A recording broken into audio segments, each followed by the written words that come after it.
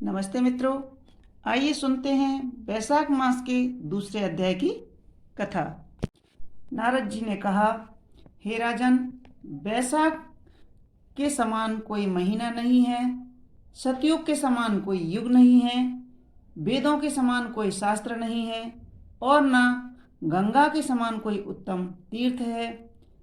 जलदान के समान कोई दान नहीं है, स्त्री सुख के समान कोई सुख नहीं है, खेती के समान कोई धन नहीं है और जीवन रहने के समान कोई लाभ नहीं है।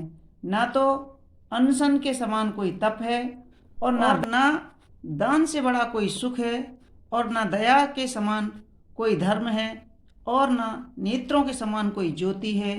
भरपेट भोजन के समान कोई तृप्ति नहीं है, खेती के समान उत्तम कोई व्यवसाय नहीं है, धर्म के समान कोई मित्र नहीं है और न सत्य के समान यश कीर्ति है।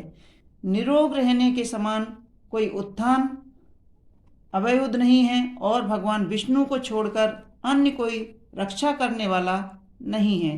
वैशाख मास के समान पवित्र मास इस जगत में कोई नहीं है। इसे विद्वान लोगों ने जाना एवं माना है। यह वैशाख मास बड़ा ही उत्तम शेष सैया भगवान विष्णु को सदा प्रिय है। जो मानव भगवान के अत्यंत प्रिय हैं, इस मास को बिना किसी नियम या व्रत किए ही यूं ही टाल मटोल करके उपेक्षा कर बिता देते हैं। वह सभी धर्मों से बहिष्कृत होकर शीघ्र ही पशु योनि को प्राप्त करते हैं। जिन अधर्मियों का वैशाख मास बिना नियम व्रत के यूं ही बीत जाता है, उन सब का अभिलषित पूर्ति के लिए किया गया सारा धर्म व्यर्थ ही जाता है।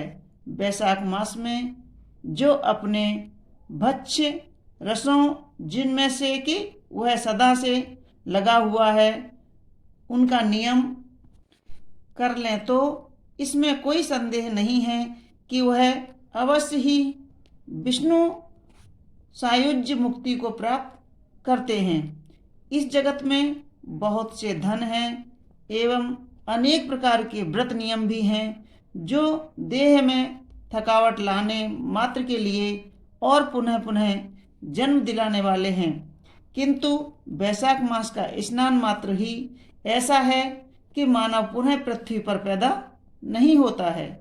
संपूर्ण दानों में जो पुण्य है एवं सभी तीर्थों में स्नान के जो फल हैं, वह फल वैशाख मास में जलदान मात्र से ही अच्छी तरह प्राप्त होते हैं।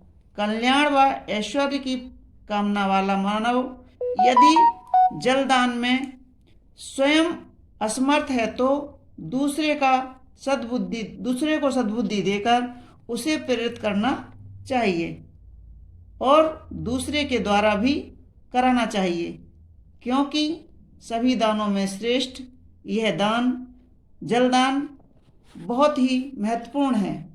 एक तराजू पर एक और अन्न और सभी दानों को और एक और केवल जलदान को रखा जाए तो जलदान का पुण्य ही विशेष महत्व रखेगा और जलदान का पल्ला ही भारी होगा। जो मानव मार्ग में चलने वाले पथिकों को जल प्रदान के द्वारा संतुष्ट करते हैं, वह अपने करोड़ों कुल का उद्धार करके विष्णु लोक में पूजे जाते हैं। हे राजन, इसमें तनिक भी संदेह नहीं है कि यह जल दान देवताओं, ऋषियों और पितरों को अत्यंत प्रसन्न करने वाला अक्षय पुण्य है।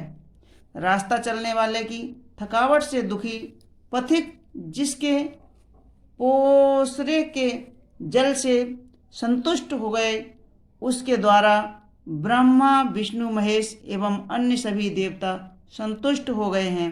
हे राजन, वैशाख मास में जल की इच्छा करने वाला जल, छाया की इच्छा वाला छाया एवं पंखे की इच्छा वाला पंखा चाहता है और वैशाख मास में जल, छाता एवं पंखा इसका दान विशेष महत्व रखता है।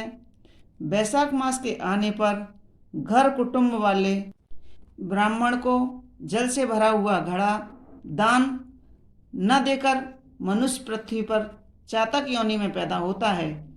प्यास से व्याकुल किसी महात्मा या प्राणी को जो शीतल जल देता है, पिलाता है, हे राजन, वह इतने मात्र दान से ही राजसी यज्ञों का फल पाता है।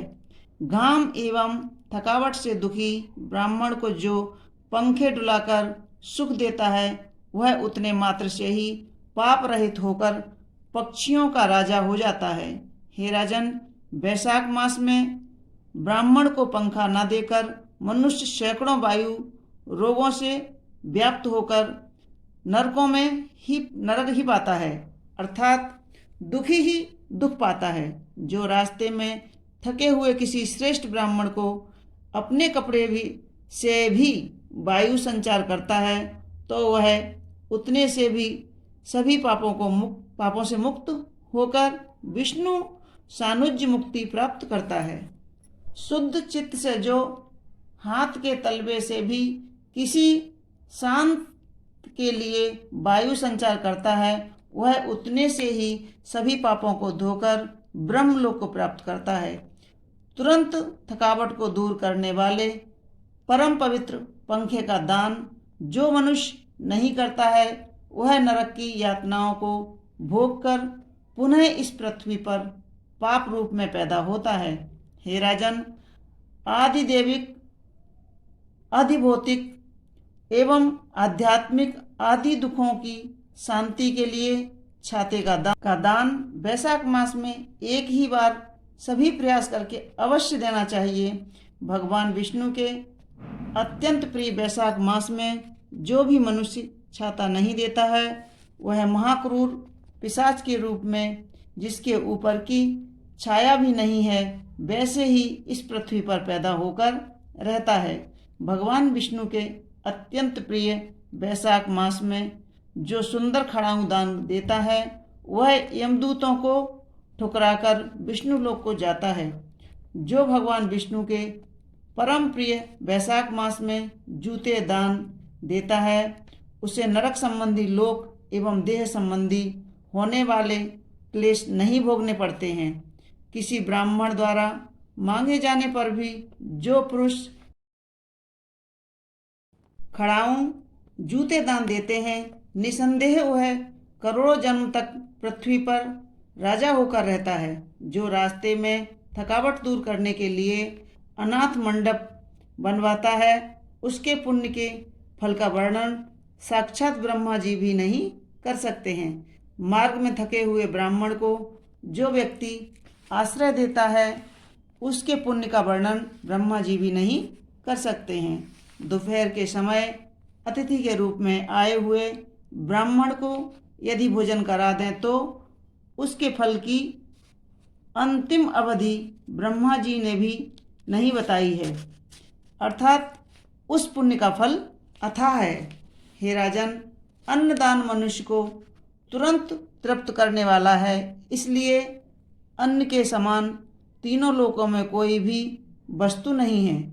जब तक मनुष्य भोजन नहीं किए रहता है, तब तक भूखे मनुष्य को स्त्री, लड़के, घर, वस्त्र एवं आभूषण आदि सभी असहाय से लगते हैं, किंतु वह भी सही है कि भोजन कर लेने के बाद यह ही सभी सहाय रहते हैं। इसीलिए अन्नदान के समान ना दान हुआ है और ना होगा। वैशाख मास में रास्ते से थके हुए ब्राह्मण को जिसने अन्न नहीं दिया, वह इस पृथ्वी पर पिशाच होकर आता है और अपने ही मांसों को खाने लगता है। इसलिए ब्राह्मण को यथाशक्ति अन्नदान अवश्य देना चाहिए। हे राजन, अन्न देने से इतनी शक्ति होती है कि अन्न ग्रहण करने वाला अपने माता पिता को भी भूल जाता है। इसलिए त्रिलोक के निवासी सभी जीव अन्न की अति प्रशंसा करते हैं। माता पिता भी केवल जन्म के कारण होते हैं, किंतु संसार एवं व्यवहार में विद्वान लोग अन्न देने वाले को पितर शब्द से पुकारते हैं।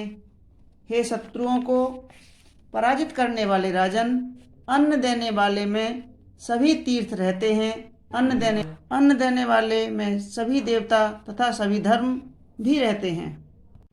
मित्रों, यह थी वैशाख मास महात्म की दूसरे अध्याय की कथा। आगे की कथा हम आपको इसी तरह सुनाते रहेंगे। तो आपको हमारी कथाएं कैसी लगती हैं हमें कमेंट्स बॉक्स में ज़रूर लिखें, और हमारी वीडियो को लाइक करें, शेयर करें और प्लीज़ सब्सक्राइब अवश्य कर लें। धन्यवाद।